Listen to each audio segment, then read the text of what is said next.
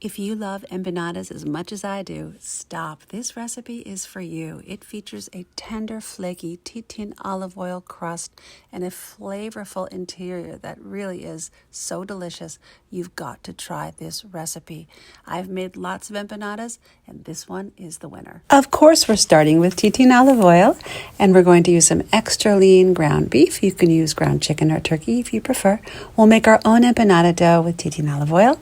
We're using all of these beautiful vegetables and some wonderful spices and herbs. I think you're really going to enjoy this recipe. Let's get started. We're going to use Titin olive oil to make olive oil empanada dough. So we're first going to mix together with a fork our olive oil and flour until that becomes kind of a shaggy, crumbly texture. You can see it's starting to come together a little bit here. So in essence, it's kind of like an olive oil pie crust.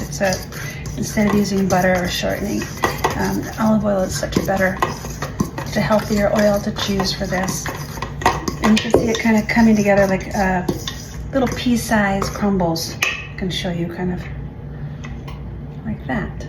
Yeah. So, and now to make it come together like a dough you can roll out, you've got to add some ice water.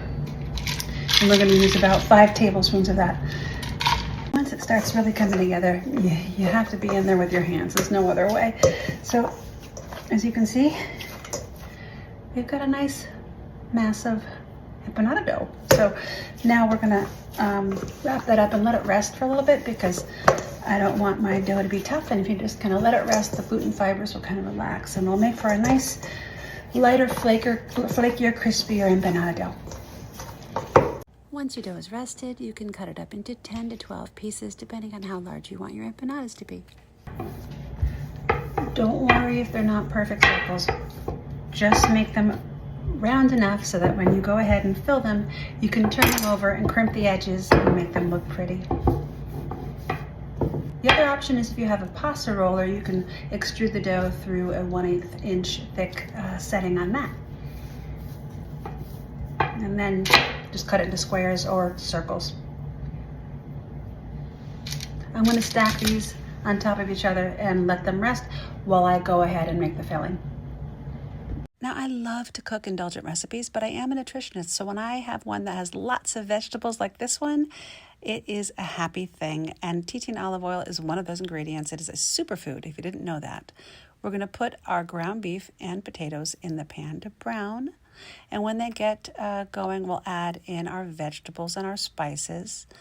As those vegetables cook down, they're going to release their moisture. That's going to make a nice saucy base, a perfect empanada filling that's not too loose, not too runny, but still juicy.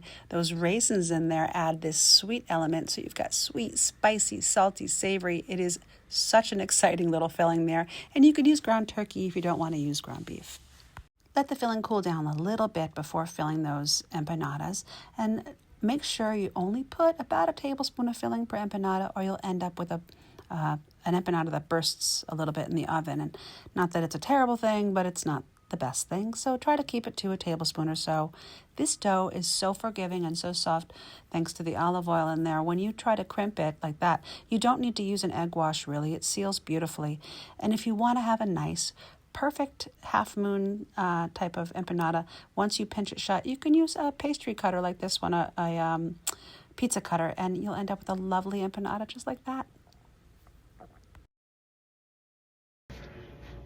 So we're going to go ahead and brush these with that egg wash just to give it a nice shiny coat. And go ahead and sprinkle a little extra sea salt right over the top. Perfect. And into the oven it goes.